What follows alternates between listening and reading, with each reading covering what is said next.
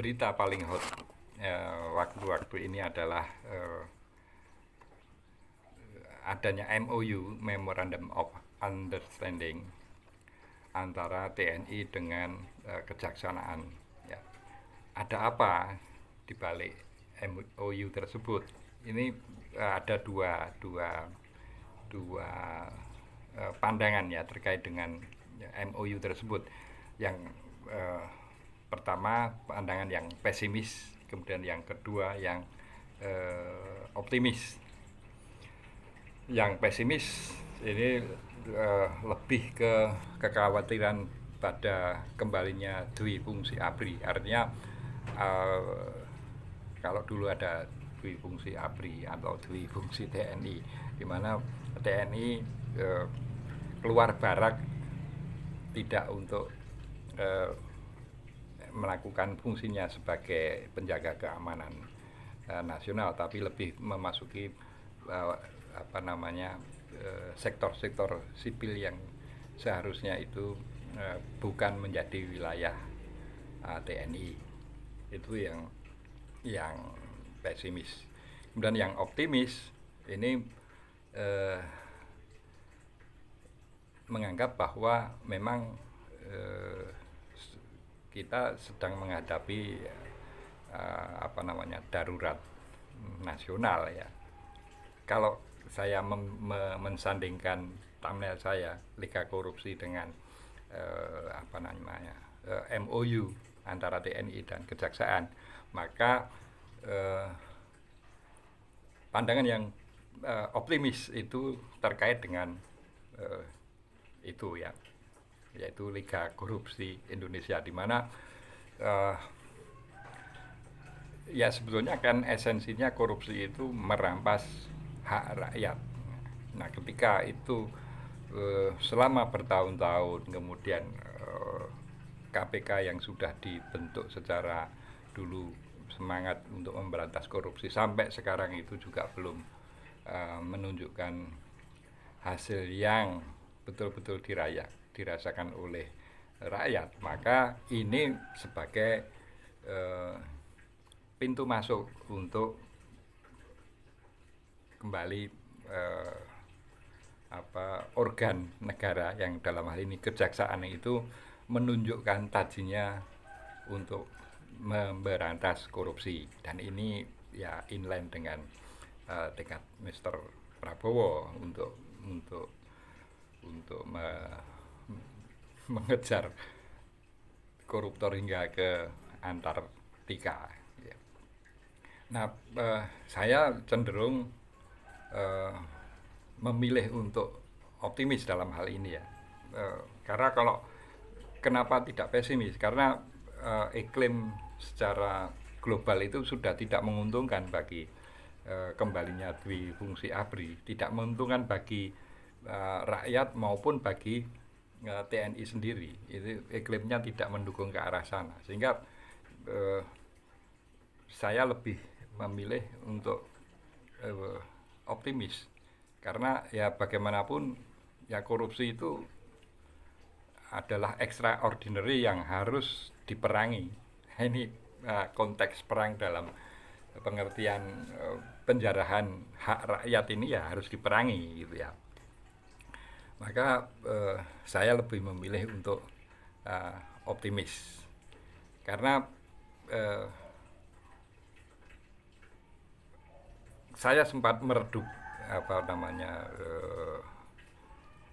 harapan saya kepada Mr. Prabowo tentang janjinya untuk mengejar koruptor sampai ke Antartika itu hanya omon-omon. Nah, ini barangkali dugaan harapan yang mulai menipis, tapi saya masih menyisakan ruangan untuk percaya pada Mr. Prabowo. Ini seolah-olah menemukan momentum untuk menebal harapan saya bahwa Mr. Prabowo sebagaimana yang saya duga as a person who ahli strategi, karena Mr. Prabowo mantan Danjen Kopassus itu saya masih menyisakan ruang untuk percaya pada Mr. Prabowo. Jadi apa yang dipikirkan, apa yang ditulis, kemudian apa yang dilakukan. Kalau ini inline dengan itu, I really high appreciate to Mr. Prabowo.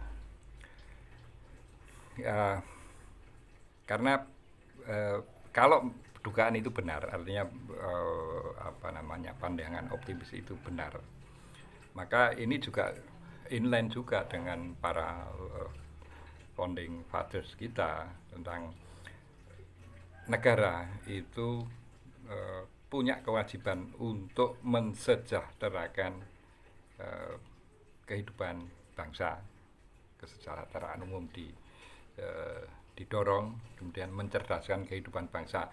Salah satu penyakit kronis yang menghambat itu semua adalah korupsi. Maka tindakan MOU ini meskipun ya biasalah debatable, artinya itu hal yang biasa, tapi saya lebih memposisikan sebagai bahwa ini peluang Mr. Prabowo untuk do something related to corruption, di mana liga korupsi ini sudah betul-betul membuat rakyat marah, terutama rakyat yang ya seharusnya memperoleh tingkatan kesejahteraan itu terhambat gara-gara perilaku korupsi. Kalau Mr. Prabowo berhasil merealisasikan tekad itu, maka tidak hanya prestasi pribadi sebagai presiden, tetapi Mr. Prabowo akan terukir dalam sejarah sebagai presiden yang boleh dikatakan memutar haluan dari negara yang tidak berdaya menghadapi koruptor menjadi negara yang berdiri tegak untuk memberantas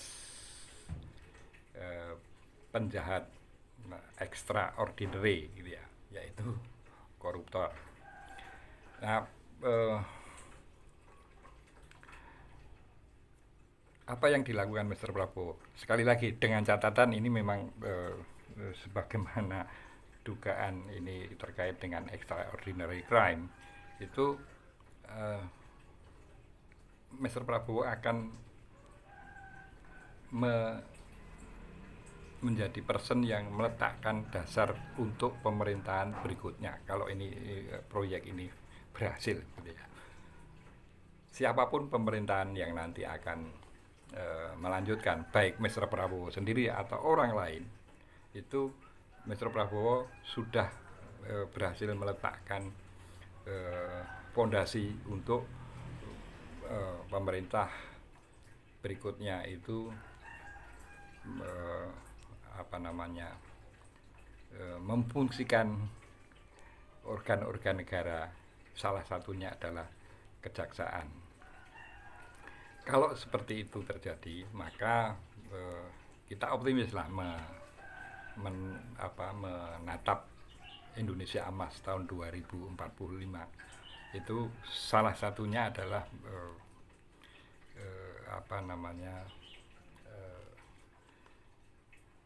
buah karya dari Mr. Prabowo. Tetapi seandainya hal itu tidak terjadi, maksudnya bahwa di balik MOU ini ya sebetulnya tidak apa-apa, maka ya kita sebagai rakyat ya kembali mengelus dada bahwa Mr. Prabowo belum bisa merealisasikan apa yang dipikirkan, apa yang dituliskan, dan apa yang diucapkan.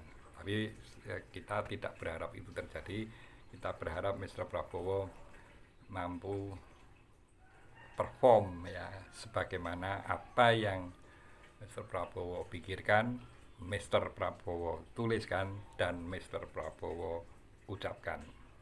Salam konstitusi.